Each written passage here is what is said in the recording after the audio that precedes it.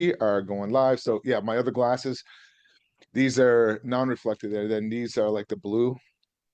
So Okay. Yeah, yeah, yeah. that's cool. Yes, sir. Might just be me and you today, so we'll get people in We here are once we go live. we are in Facebook. You're live in Facebook? We are. Everything's good. I'm pulling it up now. I'll be posting the link. So if you guys are over on Facebook and you guys would like to hop in here and get basically a free coaching session from someone that is very skilled and experienced when it comes to seller financing, creative financing, whatever you want to call it, Mark is here to answer your questions and help you out. So let me pull this up. I am pulling it up. Are we there? Let's see. There we go. Bam. All right. Putting the link in for everybody to join. You guys should see it at 1 second over on Facebook. Also, if you're on Facebook, let us know where you're tuning in from. Over here on Zoom, let us know where you're tuning in from as well. We would love to see what market you're in. That way, we can understand what type of market conditions you're going through right now. Because everywhere in the world's different. Everywhere in the country is different. So, all right. So you guys see it over on Facebook. I dropped the Zoom link for you. Feel free to hop in. We're here to answer your questions. We did take a week off. Mark, how was your vacation? I got stuck. I was supposed to have been back in time. I was in Mallorca, Spain. Beautiful. Absolutely beautiful over there. It was just stunning. You saw some of the photos and videos I posted, but you're busy too. I think you're in Kentucky, were you? I was just down there for. I drove down for a day and drove back. So that was How, you how probably long was that drive? hour and a half, 2 hours. That's not bad. That's Nah, not bad at all. no. Yep. Cincinnati is pretty central to a lot of big stuff. So Mm. we Yep. got Lexington, Louisville, Columbus, Indianapolis, all within 2 hours. So yeah, I was in Mallorca. It was beautiful. Absolutely stunning. It's where Rafi Nadal's from. So it's an Okay. island off of Spain. So I'm on the plane, right? And talk to this old man, I'm like thinking to myself, why is this guy wearing sunglasses on the plane at night?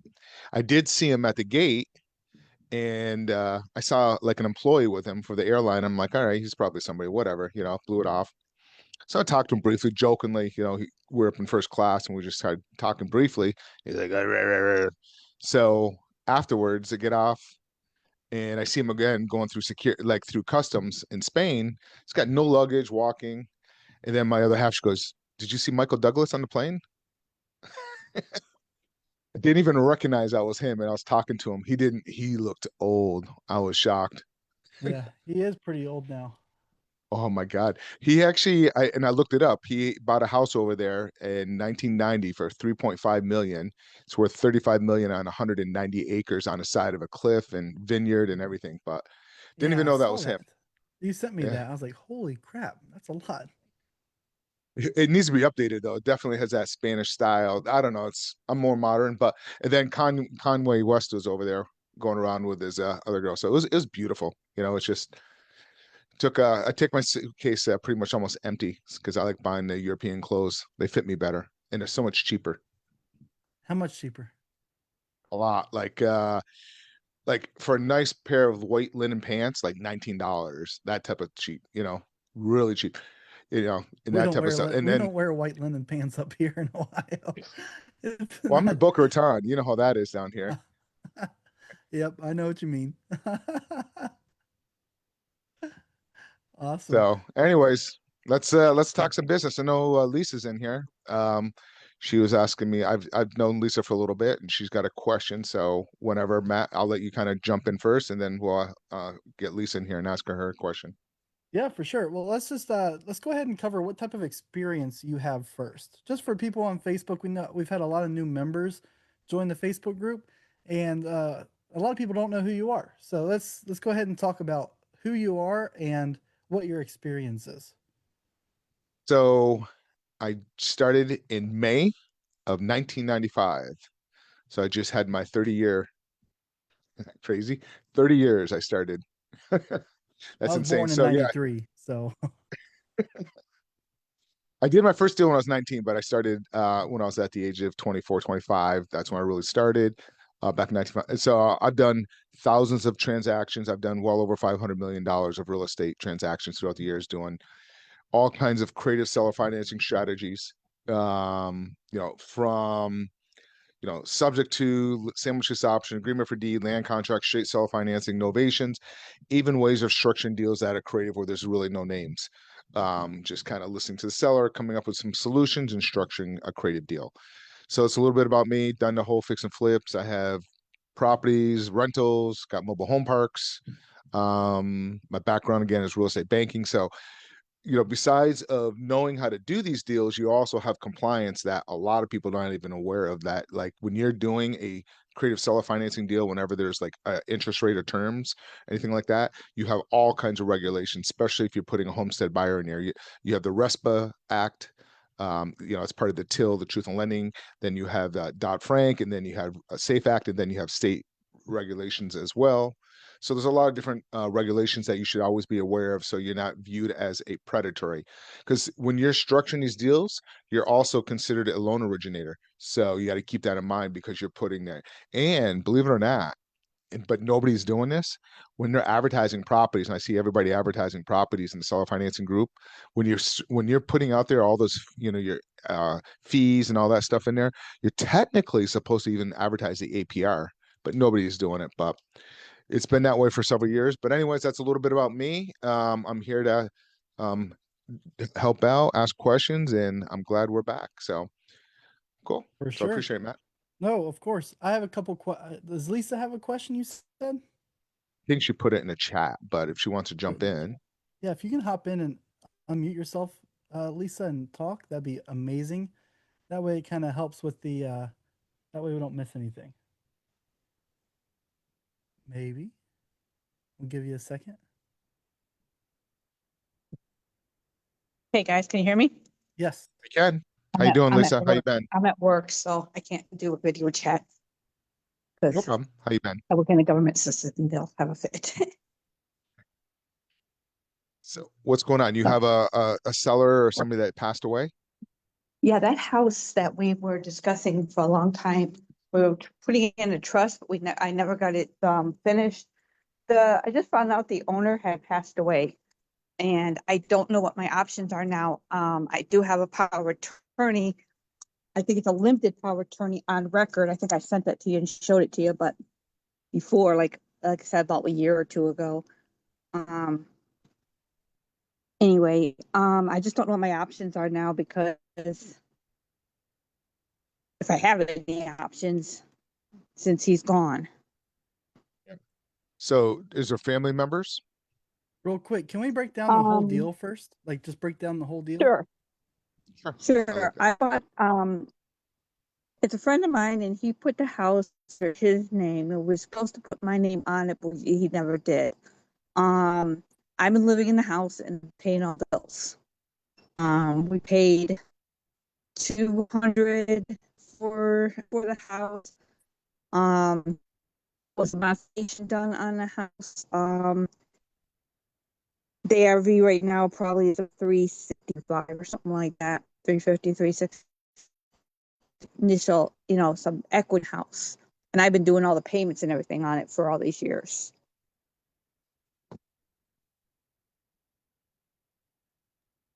Okay.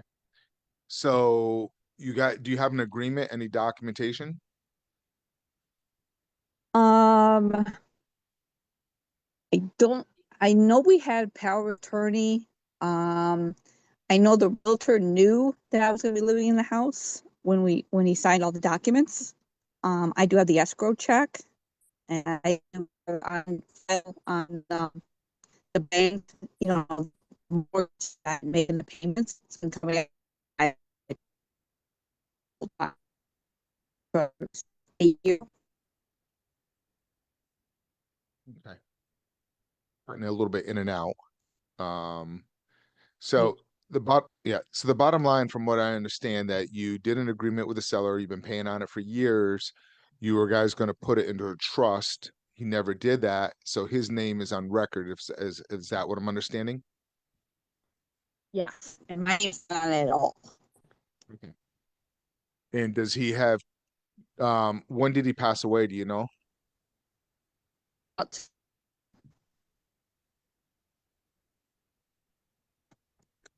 Oh, Can't hear you, Lisa. yeah, I think we lost Lisa. about 2 weeks ago. Oh, there All we right, go. 2 weeks ago. Let me go All through. right. Yeah. So is there children, heirs of children?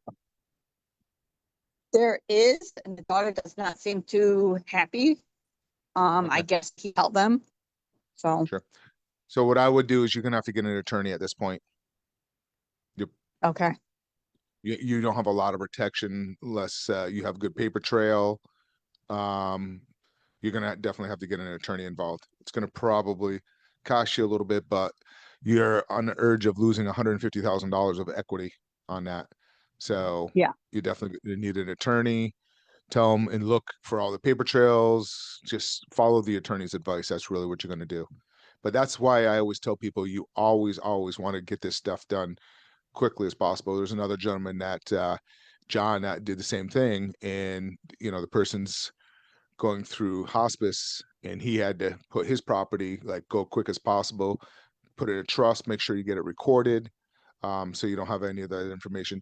Even though you have the power of attorney, that may give you some protection, but then the family's probably going to say, "Oh, you're taking a property, you're stealing a property, quit claiming it over or whatever." But you want an attorney at this point to give you some legal advice to help you with this one. Okay. Yeah. What state is it in? Yeah, because California? Arizona. Yeah. I Arizona. would, you know who you might want to reach out to is Sean. What's Sean's last name? Do you have an attorney out there you already know? I do not. Yeah, Sean St. Clair. If you go to just he's Okay. an attorney. Do you know Sean? I do actually. I've met him at a few of the PACE Yep. events. I would reach out to him immediately. He does Arizona. Okay. Yep. I would Is it definitely. too late to file now You they have an you, attorney. you don't want to file anything And at this point. You want an attorney to advise. yeah, because they have an attorney and he was trying to get information on the property, but I don't know if I trust that too much. You just get an attorney to protect you. You don't. You Yeah, have a I think hundred. so. It's going to get ugly because there's 150,000, and the kids are going to want that. Yeah. So I would highly get an attorney immediately. Get on the phone with Sean and just follow his advice. That's what All you're gonna have right. to do. Sounds good. So sorry to hear that, but this is why you always want to be ahead, get everything documented, everything ahead of time, so you're always ahead of all that stuff. Yeah, I will definitely listen to you in the future. I told you that 2 years ago. I know you did. I know you did. I like I said, bad. Now now you're on the urge of losing 150K. Yeah. How long do you think Just is going to take if they do get me out of the house? Is it going to take at it- least a couple of years or? I don't know what Arizona laws are, Yeah. but I would fight like crazy. Just look for all your paper trails, look for your emails, look for communication, start getting all your documents and your paper trail together for Sean. Does it help at all? I mean, I guess I'm asking, but does it help at all just for some future people could understand if it went through escrow and he escrow in the real estate and they all knew that I was going to be living in the property, even though it was under his name, does any of that help at all? Well, you want a If I get a hold of contract. it? If you had a Yeah. contract, you're protected. Yeah. Yeah, I don't know what kind of you know, contract. Real estate's always contract. So you always have to have everything documented. So Yeah. you always want to put everything, get it all lined up, make sure everybody's on the same page. Even though we'll pop, and then I would even make sure that the children are aware that you're buying the property. I don't know what he's been getting out of it. So you're gonna just get with Sean. That's the best bet is just kind of get with Sean and always make sure you always dot your I's and cross your T's because it's stuff like this, especially when there's equity like this, kids get involved, family, they get, greedy. Humans are greedy, and that's Yeah. what's going to happen probably here. So, Yeah. so, um, so I think Tasheen, do you have a question on this topic? I have a question. I don't know if it's specifically on the topic. Okay. Um, Bear with me one second here. All right, go ahead with your question. So my question is, if you close a subject to deal and you close the subject to deal in an LLC, um, do you recommend after you're educated about the land trust process to go back into a land trust instead of keeping it in that LLC? Yep. And I can Um, explain why I have that question if that makes sense. well, I'll answer my question. Again, I'm not an attorney, but what I would do is I would definitely put it into a trust immediately. I always put all my stuff into a trust for help with you do have the paper trail now. So you're kind of they can kind of like if somebody goes and pokes around, they can kind of see that you had an LLC and then you put it in a trust and they probably know that you're going to own it in that. So but that's what I would do. What I would normally do is I would whatever the seller's last name is, or whoever's on the mortgage, put like that trust name, like whatever. Like for me, it's say if I'm the seller and I sold you the property, I would I would have like Monroe, Monroe trust. So then it looks Mhm. like it's the seller. So it helps a little bit camouflage, but that's kind of what I would do. But again, I'm not an attorney, so I really I Yeah, would talk to no, an attorney I about that, understand. but I'm just telling you. Go Yeah, ahead. I understand you can't give legal advice. No, I mean my biggest concern because we've got a couple people that have closed subject to. I've done it as well. My biggest concern is that a lot of these mortgages are being sold, and a lot of sellers are passing away. So when the seller passes away, the mortgage has been sold. If they're aware the seller's passed away, then obviously my power of attorney isn't valid anymore. How do I have Mhm. any legal standing to get them to communicate with me, rather it's accepting payments, getting payoffs, escrow analysis, any of that kind of stuff. Yeah, so typically what I would do is I always have when I do it, I always have my name put on speaking whenever I do a subject to. In the Hmm. beginning, I always have I'm on the phone with the seller, three-way, and adding my name, so I'm always be able to speak on behalf of the seller immediately Okay. on all that stuff. Then I So, also do hold on, and then I also do a limited power of attorney, but you want to make sure a limited power of attorney has a expiration date because after so many years, the lender may not accept it unless there's an expiration date. So you may want 10 years, 15 years expiration. But anyways, and then what I also do is I always help the family to create a trust so if something does happen to a seller, and I had one recently, they don't have to go through probate. So if they don't go through probate, then the banks and they all don't get involved, and it doesn't cause any problems with the bank being aware that they're still getting that payment. So, but that's and how I do mine. is Go ahead. is the trust that you help the family set up, is that something separate than a land trust that the property's in? Yes, it's a family Okay. trust. Okay. And it's pretty simple stuff. I mean, whatever bank account they have, whatever stocks, brokerage, they just add one of the family members as a beneficiary. Then they do a trust, so anything happens, any other assets, any vehicles, any of that stuff, it's all just it goes to that particular family member or whoever's the beneficiaries of that. And then you could technically have a will. It's like $500 to set up, really easy to do. I pay for it, but I have them take care of it, or I have the title company or whoever is closing a third party set all it up, but I'll pay for it.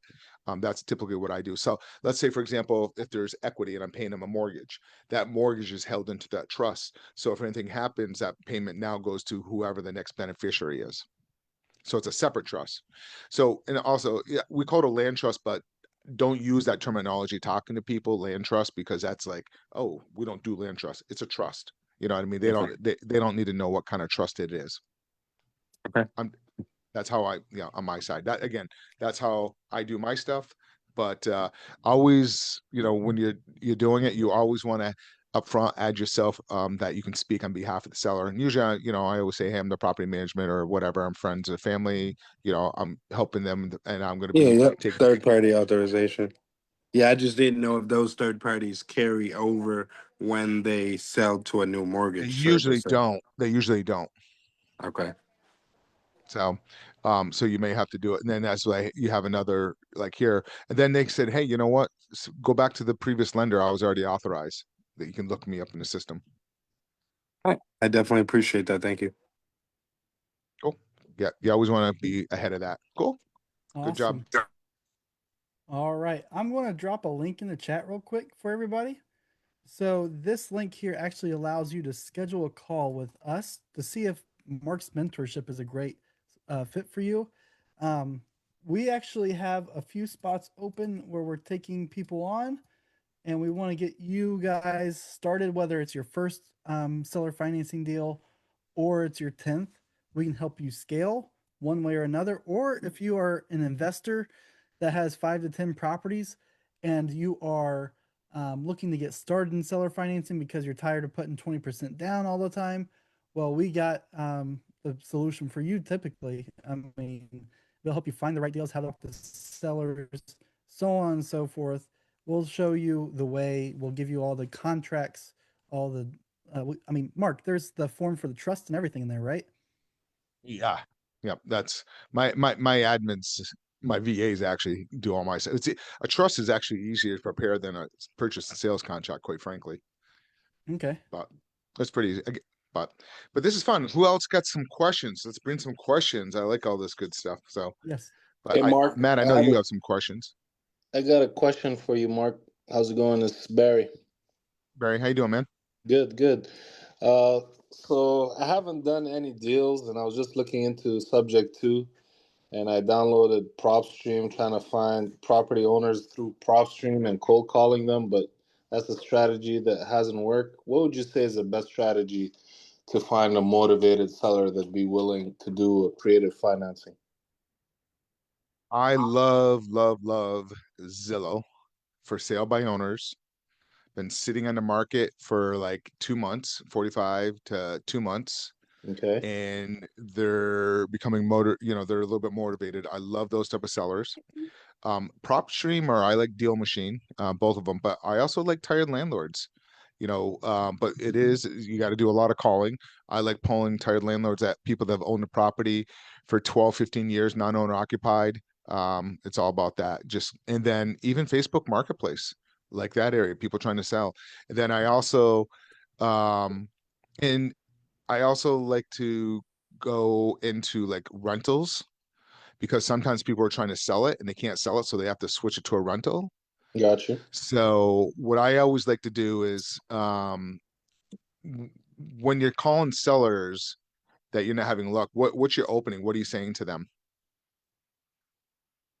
So I pretty much start by saying, "Hey, I see your property's on sale, or would you be willing to tell me more about the property? Why are you trying to sell it? How much are you looking for it?" And then telling them, "Would you be open to structure like a creative finance deal?" All right. And what's your feedback?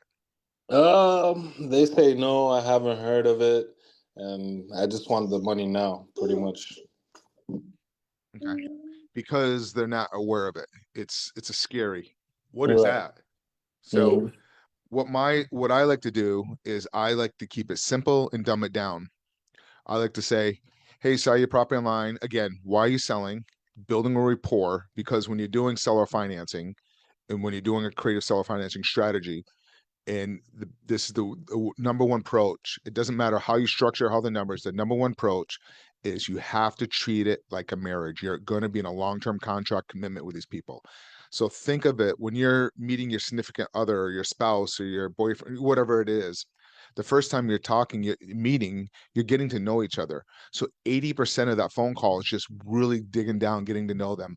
I want them to know me, and I also want to know them to make sure they're not a crazy seller because I've had those. So I want to build a relationship. Tell me a little bit about that property. How's the neighborhood? So then that's going to tell me if they're telling me about the neighborhood, then I know they're more of a warm person. If they start talking about the family, they start talking about the Christmas tree, I know they're a warm person. So I want to kind of talk a little bit about that. How many children? What's your dog? But I want them to know me also in return because I want to because when I get to that point, I want them to feel comfortable with me. Then the other thing I like to do and you said why you selling, talk to me what, if I'm looking and walking through the front door, visualize what I'm walking into. Am I walking the kitchen? Am I walking in the living room? What am I looking at? Okay, then what am I looking at? These photos online, it looks like, oh wow, you did a great job. It looks like a beautiful home. Why would you want to sell? You're trying to find out why they're selling. Okay, that's number one. Then I like this question. Would you be willing to rent the property to us for a few years? We'll close on it and I'll take care of the maintenance and repairs. If they say yes, then I know they're going to be open to some type of creative financing terms. So then okay, tell me a little bit like what type of monthly payment would you be looking for? So then I have an idea. So that's kind of making it more simple because they understand renting it. And if you're going to take care of the maintenance and repairs, okay. So then once I understand that and I'm building rapport a little bit more, pulling it out, then I can start looking at structuring it as a seller financing, creative seller financing. Most people are, if they're not financially distressed and you pitch a subject to them, they're going to be like, "What are you, crazy? You're going to keep the mortgage?" So that's why you need to know other alternatives, creative seller financing strategies and subject to. For me, if they're not financially distressed, I never pitch a subject to because I know I can go head to head that people that just know subject to, and my people can go head to head with them, and we get a deal every time because we're pitching alternative ways how to take the deal down. We're like, why would you transfer the deed out of your property? That's crazy, So there's other ways of kind of going through that. So you have to understand that process. And then I like the question towards the end. If you can't sell the property, what are you going to do? And I just shut up. If you can't sell the property, what are you going to do? Mhm. Well, I guess I'm going to rent it. Well, ding, ding, ding. Reach out to us. You don't have to pay a property manager. We'll take care of the maintenance and repairs. So then you're pulling it out, and then you can start looking at the numbers, structuring it, and see if it's a deal. And then you can do a different approach, a different strategy. There's so many different type of seller financing strategies to go through it, and that's kind of what we go through. We analyze the deal. But if they are financially stressed and I got to put money, then I'm going to do a subject too. So there's different ways of kind of going about it. And then 70%, this is key, 70% of deals that come from follow-ups that the original say, no, I'm going to try selling it. And then they become more motivated. So I like the boomerang. I throw the deal away. And if it's a deal, it comes back. And when I do my deals, I'm making the deals work for me, not for the seller. And that's where a lot of new people tend to do is they try so hard to get a deal. All right, the seller agrees to it. And then you're trying to figure out your exit strategy, and the exit strategy is not going to work. Or you can't find a buyer, and then you got to cancel it. And you're doing all that work for nothing. So you want to make sure you do a deal that works good for you. So again, treat it as a marriage. That's the number one thing. Get to know each other, and then keep it simple. Would you be willing to rent the property to us for a few years, and we'll close on it? We'll take care of the maintenance and repairs. So then in their mind, oh wow, I don't have to worry about my mortgage payment. My mortgage is going to be covered. And then from there, you can kind of figure out a strategy.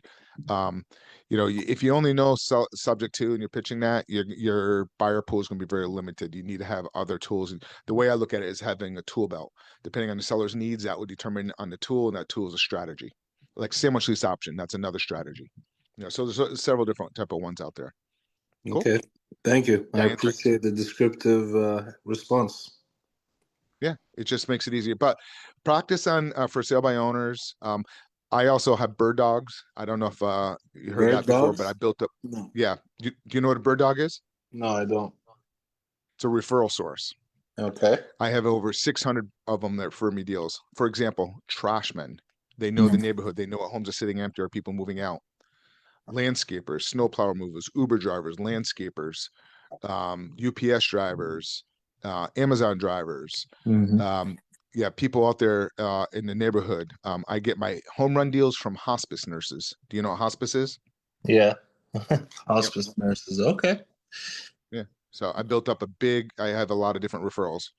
So Okay. I have that whole system set up. And so they're laydowns. But the other way, they send that they have the Zillow app, they take a screenshot of the app, they text it to a phone number, it goes to my VA, and my VA will go ahead and start skip tracing, track it down, and see if they're open to selling. So Bird Dogs, is it like a website that you put your zip code and then they send deals, or you gotta go to like No, a you got to local? find them. These are Okay. people that you talk to. Like if you're in Uber, hey, Mhm. you see any properties? I pay referral fees, on that stuff. Like, Okay. so those guys on closed deals, I pay like $500, and hospice nurses, I'll pay them roughly about $2,000 or $3,000 depending on the deal because they're laydowns. Nice. That's like really Yep, thinking outside the box. yep. They call me. Okay. You can't go with what all the gurus are telling you to do. You got to go a different direction. I got you. Think differently. All right. I did 14 deals with this one person. I don't know if he works for Medicaid or Mhm. Medicare or if he Mhm. works for the state, but he drives seniors to hospitals and pharmacies. So we Mhm. did 14 deals in 1 year. So when was your first deal and how did you get it? My first deal when I was 19 years old, it was a mobile home. It was a bandit signs. I love bandit signs. You just gotta be careful. Mhm. I went and took a cardboard box and got a waterproof magic marker. We buy homes, put it up on a telephone pole, Mhm. and didn't know that I was 19. Got a call from the municipality. Oh, you can't. It's like we buy homes.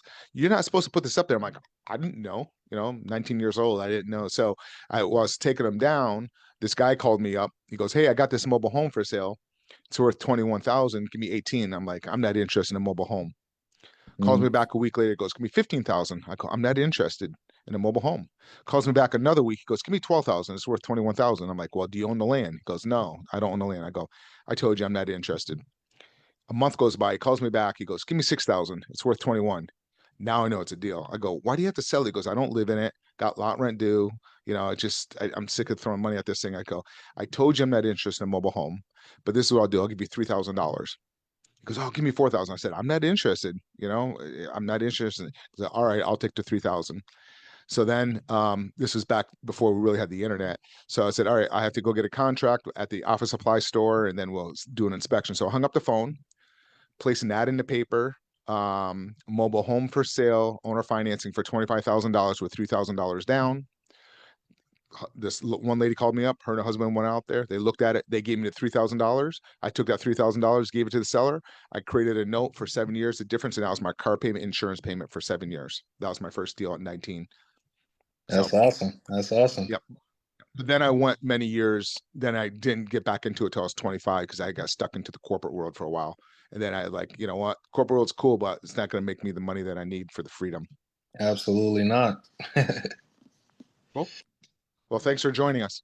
Kind of piggybacking off of that, when it comes to the bird dogs, how are you approaching these landscapers, UPS drivers? Do you promote it? How are you getting a hold of them? Well, you can find them like hospice nurses. You can find them on LinkedIn, Facebook. Trash men, like you can go into Craigslist. People that move trash and stuff. Contractors. When I'm out in the neighborhood, just start talking to people, networking to people. But once you start building it up, they start telling their other friends that are in the industry, and it snowballs from there. So just keep building them up, and I'm like, hey, you know what? Here's my phone number. If you see something, take a screenshot, text it to me. But I even have a CRM where they can log in and see their deals and to make sure that they feel comfortable. And I give them examples like that one guy, that I did 14 deals with. That one that drives, he made 30. I don't remember if it was 36 or $38,000 that year in referral fees. You know, so that's kind of what I do. Is just kind of keep building it and like, hey, if you come across anything and hey, you're out there in the neighborhood looking at pools. If you ever come across a home that you see sitting empty, let me know. I'll give you a referral fee on it. you know Constant. You got to keep building it though, because some are going to fall out. So it's a constant How many do you keep have? adding. Probably between 600 and 700. So some may send you quite a few a month, and then some may just send you a couple a year. That's how do you keep track of all of them? The ones that are active I put into my CRM. So I have it, but I have them. What I want to do is have my CRM, put them all in my CRM, and have it set up like I do with sellers. Like my sellers and investors do drip campaigns. Hey, so and so just closed on this deal, and so got a referral fee out of it.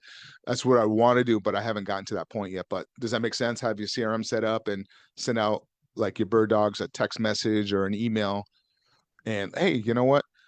Matt just closed on a deal. He just got a nice referral fee and beautiful home that he just referred over to us. And thank you, Matt, so much. That type of thing. Yeah, for sure. But right now is just talking and networking and telling, hey, this is what I do. I've been doing this business for this long.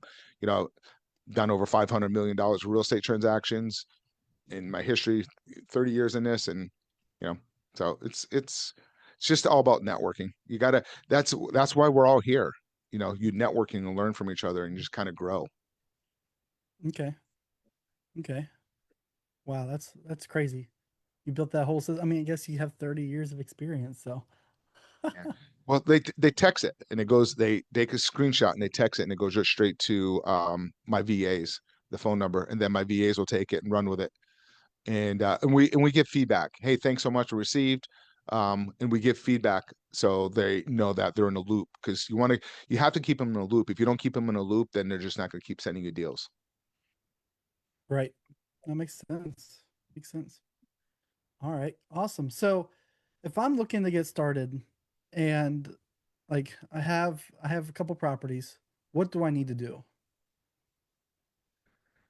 So if you have a couple properties, well, let's back up for a minute. If you want to get started, like, you have properties that you want to sell or you want to buy, or you have a Hi. motivated seller that you want to buy.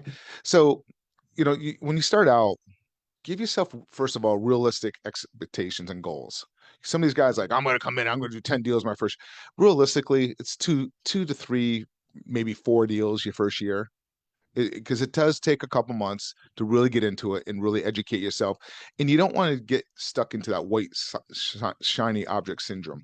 A lot of people come in, they start educating themselves on a certain strategy, and then they get pulled, oh, there's another different strategy. So you want to focus to a strategy that you really master and make money first before you go down to other strategies. So you really want to start educating yourself, and it does take, realistically, to learn to do your first creative deal, it could take 2 months to 4 months to 6 months, depending, because you have to learn it, how to structure it, and really build rapport. And like I said, 70% of my deals come from follow up. So you talk to people, pitch them, and then they come back around. Like, oh, he jumped off. I wanted to tell him to stay in here a little bit longer because, but he's a prime example. Like, he hasn't gotten a deal yet. And I would have liked to ask him how many deals how many offers and how many stuff he's been at it, because you do have to stay at it. And don't don't quit, because you have to look at failure as a learning experience. So that's the key. So you want to, first of all, find out, there's two things: why they want to sell and what they plan on doing with the capital. And then from there, you want to run your numbers and analyze your deals to make sure, like, what, like, for me, I'm okay paying close to top dollar what they're looking for, as long as they're willing to give me terms. But then I need to make sure I'm cash flowing. For me, I want a minimum of $500 a month cash flow on my deals. For me, I could be a little bit more selective. I have some deals a lot more than that, but that I want a minimum of $500. Okay. And then what I like to normally do is I like to wrap it or do a lease option to my end buyer. And I like to use my end buyer's capital to take the deal down. So I get into the deals with no money and even put money in my pocket up front. That's how I like to structure mine. So that's what, a lot of these guys are out there doing assignments and wholesaling. I'm like, why are you doing that? You're leaving so much money on the table. So it's like, for example, one of my people in my program, she had a deal that needed roughly about $37,000 worth of work. And she didn't really have the money because she was doing a fix and flip. So she was going to do an assignment on a seller financing deal. I'm like, okay, how much you going to ask? She goes, I'm going to ask 15,000. I'm like, all right, when it's all said and done and then negotiate, what are you going to walk away with? She said, I don't know, between $8,000 to $10,000. We went through the whole analysis for her staying in the deal and analyzing. And what we did is she ended up, over 5 years, she was making $171,000 in that deal instead of only $8,000 to $10,000. And she got $12,000 up front. So she made money up front. She was getting over 750 or 775 a month cash flow, and then she got the back end premium on that as well. So that's what I love doing. So you want to kind of you want to look at the property. First of all, build a rapport with the seller, build that relationship, and then look at your numbers and run your numbers and make sure it's a deal, and do deals that work for you. Yes, you need to make solve the seller's problem, but you want to make sure it's a realistic, because some of these sellers are they're not realistic. They're asking for some crazy numbers. So you need to make sure that it's realistic and fair. But again, I'm willing to give, we were just on a call earlier today, and this lady's wants $400,000 for a home, and he thinks it's really worth, like, 475, and with a cash buyer coming in probably like 460. I'm sorry, 360. I'm sorry. Um, and so we went through it, and he could give her the $400,000 for 20K down, and he's going to cash flow 700 and I don't know, over $700 a month, and sell it as a lease option and get about $30,000, $30,000 from his buyer. So he's going to get in that deal with no money down and even put money in his pocket. But typically, what I tell people, if you don't have reserves, make sure you put 3 months to 4 months of reserves aside. Don't spend that money that's where you kind of put that money up front. So you want some reserve so if anything happens. But you just kind of just keep rinse and repeat. All you have to do is 3 to 5 deals a year. That's all you have to do. Pretty good. All right. So Danielle has a question. How much of an investment is needed? I want to get start flipping, but I just don't have that much liquid cash. So there's so many ways of going about it. Like that's why I like seller financing strategies because you can get in with very little money down. Um, or like what I like to do is I like to find nice turnkey properties instead of fixing and flipping because you run into some issues that you don't anticipate. But I like nice turnkey properties that are ready to go and negotiate a really good low down payment with the seller and then go out and find my tenant buyer and use my tenant buyer's capital to buy the property. That's typically my model. I buy my properties with, and I put money in my pocket up front. So I like to make money today, money tomorrow through passive income, and money at the end of the journey. But if you want to do fix and flips, I would recommend trying to find a partner, like a family friend or like a business, somebody that has some capital and you guys can partner with. That's typically how most people get into the fix and flip game. You have to have a little bit of capital to get into that because you can get some fix and flip loans out there, but and you can get some 100% financing, but you're going to need money the first draw. But you're probably not going to get 100% financing if it's your first time doing it. Most of these lenders are going to want to see a minimum of five. Or partner up with somebody that's doing the fix and flips. But I always recommend if you don't have a lot of capital and you're looking to get into it, I would look at sandwich lease options. I mean, I lock up a deal for $100 and I made 50,000 on that deal. It's a good strategy and it's a little bit safer of a strategy if you're worried about what happens if I can't make the payment or sell or something like that. So what it is you're doing a lease agreement as a rent to own with a seller, allowing you to sublet and put your end buyer, and you're kind of creating that arbitrage and that spread. That's what a sandwich lease option is. That's another creative seller financing. But that one you can get in like typically like first month and last month. That's usually what I like to do. What I normally do is like I lock it up for $100 and then I say when I take possession of the property, I'll give you the remaining balance, and I go out there and do a nice long close on it like 2 months or 3 months later, get my tenant buyer and then use his buyer to like. So I did one not too long ago where I negotiated $2,400 down total. I had to give $100 to lock up the contract. We closed like in, I don't know, 50 days, 45, 50 days. Went out and found my tenant buyer.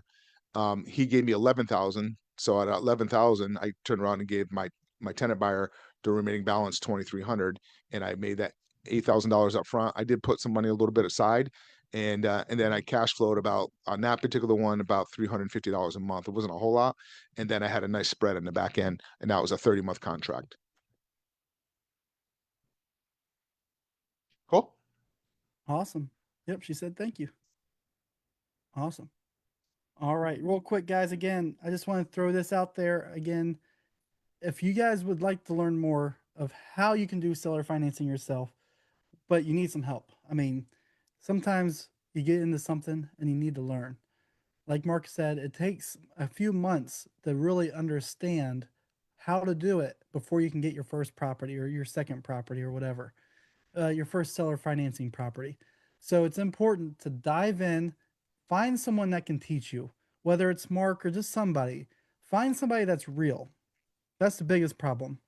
We want to make sure that you have someone that is experienced, that has gone through what Mark's gone through, or what somebody else has gone through that has 20, 30 years of experience.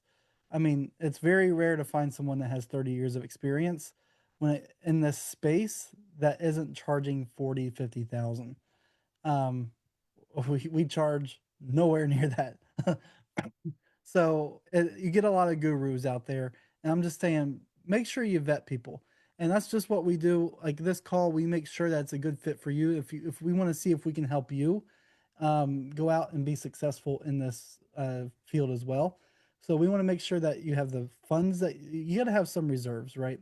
We want to make sure you have the funds to go out and do this. You can't have $0 in your bank account. You need to have funds just in case repairs come, so on and so forth. So we want to make sure that you're qualified that way. We want to make sure that we're setting you up for success. So to schedule a call, it's right here, and we will get you started. Um, spam, put it in the Facebook group as well. So just schedule a call. It's free, no hassle. There is no sales on this call. We're just qualifying you to see if it's a good fit. So, all right. I want to say something there, Matt. So like today, so we have 4 weekly Zoom calls, and today we had one at 5:30 to 6:30 Eastern Standard, and one of the members in the group actually was at a house today, um, with his realtor, and they're putting an offer. And we were actually on the phone with a realtor in a group setting, and we're talking about how to structure the deal, the offer back and forth. And the bottom line is the seller is open to it, but I told them they all need to jump on a phone call or jump on a Zoom and start talking and really build a relationship and report, because it's all going to be about relationship. So he offered him a really good offer, and he's buying this one as his primary residence, for him and his son. And then he's going to buy another place in Florida. This was up in somewhere up north, but it was good. Talking, trying to explain it to the realtor to make sure the realtor. So, what I always tell people, especially if they're new, when you come in, just sit back and watch and take it all in for like a month, and learn, because there's also people in there that have capital that want to partner up with people too. So I always tell people, sit back and learn and watch and see how we're talking about deals, analyzing how we're having conversation with sellers. Just come in for the first, like, 3 weeks and just absorb and take it all in, and then you have the videos and stuff that you can watch for there. But that's the easiest way of learning. And then when you guys actually get a deal, we want you to bring it into the group and we analyze it together and take it down. We talk about it. The only thing is, if you don't have it under contract, just don't bring the address, but bring the numbers in. We kind of go through all that stuff. So that's the best way of learning, and that's what I feel that's the best successful on it. So, but somebody had a question there, I Yeah, think. we actually have our own CRM that we're using. And we actually have it it's actually cheaper than Go High Level. So it's what, $50 a month, Mark? Yeah. I know Yep. members of the program get it for way cheaper. Is it $50 a month for non-program users? Like 49.95. Yeah, $50. Yep. Yeah. And Yep. So we got about, yeah, go ahead. go ahead. No, go ahead. No, and it's designed for real estate. Yeah. Definitely designed for real estate. Now, she was asking about the AI agent. It does have that in there. It does cost an extra $100 though, um, because that's one cost that we have to pass on. Yeah. So Whatever Go High Level charges, we just pass it on that stuff. So hopefully it comes down. But it's kind of working pretty cool. The agent, if you have the budget for it. But if you don't have the budget for it, I don't recommend it. Just keep it low and just do your automations, because it does have automation follow-ups. Because again, 70% of my deals come from people that present an offer, and then we put it into our long-term drip campaign, and then it follows up with the seller roughly about 2 months later, every couple months. And I had a deal that I pitched 18 months ago, and the CRM actually brought the deal back to life and came in, and we got that deal. But yeah, it does have the AI agent. I don't know why Go High Level charges that much, but yeah.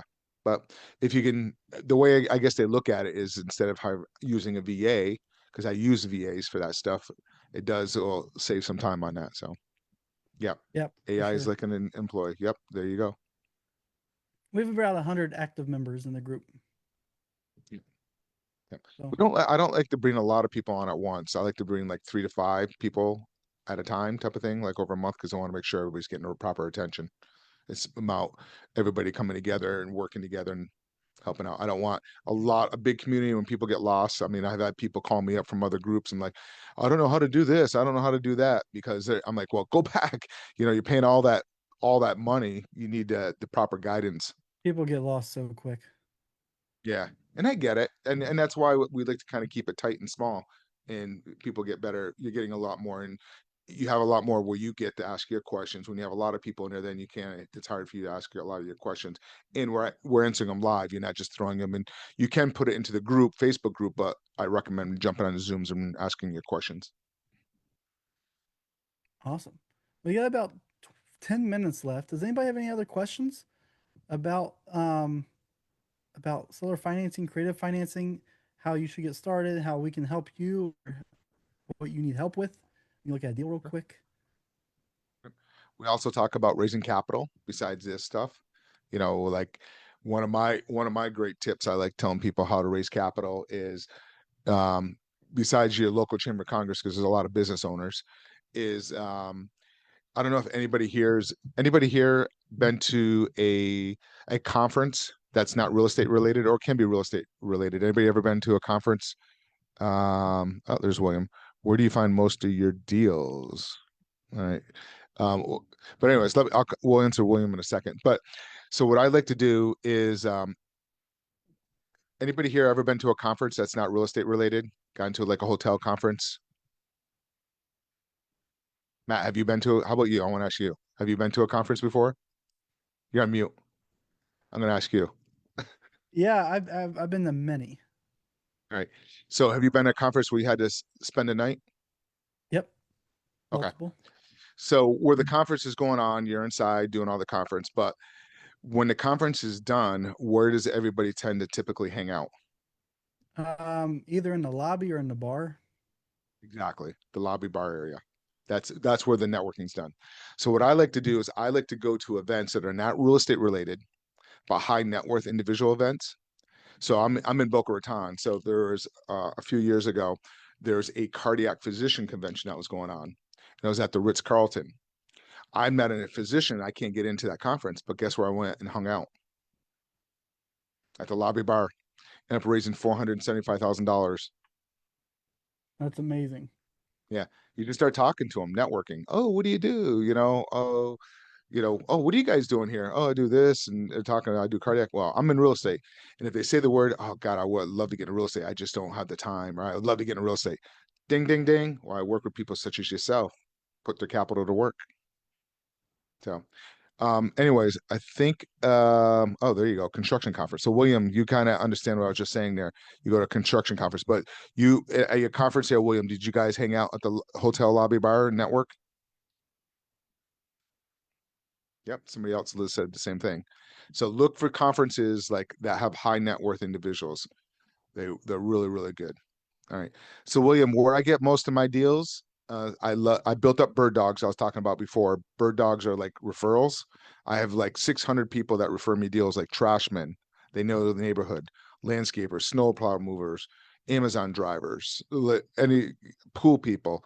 Um, though just anybody in the neighborhood. Where I get my home run deals are hospice nurses, and I also love, I have a VA that works, like for sale by owner leads, like on Zillow or even rental sections. See if they want to be open to selling the property. So it's just a good system that I have set up. And again, 70% of my deals come from follow-ups. That's where a lot of them, where I originally pitch a offer, they don't want it, originally, and then they come back around. I'm like, all right, I guess I'll take it. And again, I don't know if you're on the beginning, but when you're doing creative seller financing deals, the number one thing I keep saying over and over is you have to treat it like a marriage. You're in a contract with these people, long-term commitment. So you got to treat it like a marriage. So those are the things that you want to keep doing. So you targeting a Pacific area? I do. Yep. But I will do business nationwide because I have bird dogs all over the country. But my VAs do target certain areas. So yeah, like right now, I've been buying mobile home parks, so I've been focusing on that nationwide. Um, you know, and then also, but I always buy residential properties as well, as long as it's a good deal. For me, I'm very selective. I get a lot of deal flow coming in because I built up so much, and I want to get into my deals with very little money down, and I want cash flow at least $500 a month. So I'm very selective on my deals nowadays. I turn away more deals than, um, because I just want to make sure if I'm taking a deal down, especially in this market, it's a great market right now. Sellers are hurting. You guys all saw the report last week. Everybody came out with, they're all talking about it on social media. There's more sellers out there than buyers. So, so then I love tired landlords. I love tired landlords. Those are great ones as well. Tired landlords. So cool. Yep. All Any right, other and questions? Got a few more minutes. Sorry. yep, Liz, we'll answer that question. So we have these phone calls. That way we don't answer those type of questions on here. So just hop on a call and we can answer those questions for you. Um, so yeah, so when you're targeting specific areas, how deep are you going? Are you going into like down to the street? Or are you looking at zip codes? Now I look at I like the 1% rule. I love that market. Like Florida was a little tough because the numbers weren't making sense because the rents weren't covering the PITI. But I love certain markets with a 1% rule. I like whatever the market is. I like to stay 20% of above and 20% below whatever the median price range for that market is. So let's say, for example, the median price range is 250,000. My max would be 300 and my low would be 200. I will look at things lower than 200, but I want to make sure they're not in a war zone. I like nice areas near nice schools because my buyers, my tenant buyers, I like to put in a property. Typically, I want them to be families and I want their children to grow up in that area, in that community. I don't want them moving around and I don't want the house that need a lot of work. I will take those down, but that's a different type of buyer. That's going to be more of a handyman type of buyer. But for me, I like to try to find buyers, nice turnkey.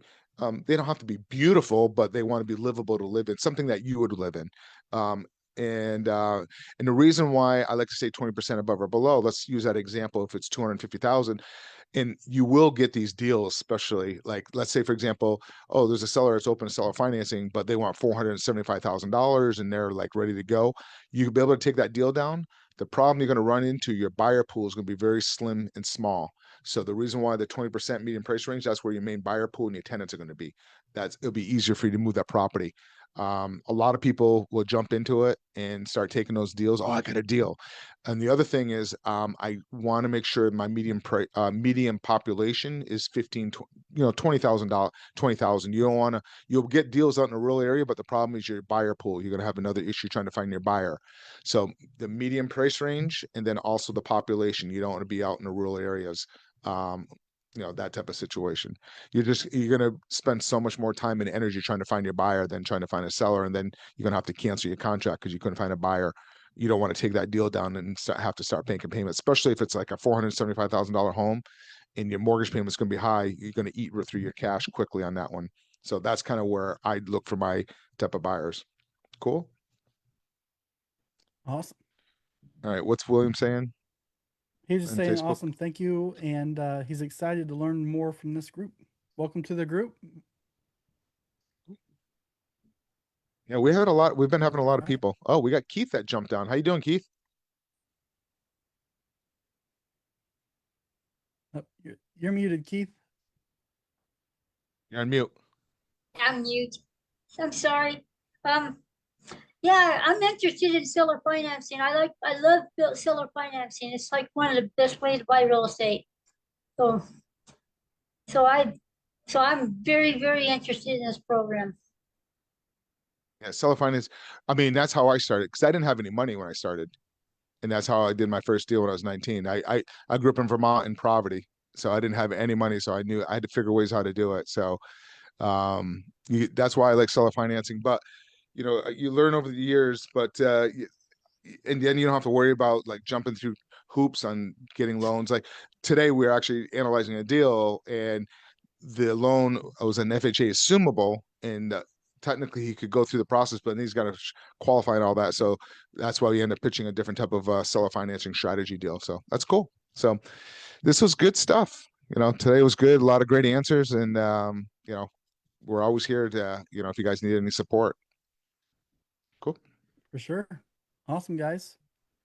Well, we're coming to a close. We have about 2 minutes left, so let's go ahead and end it with questions.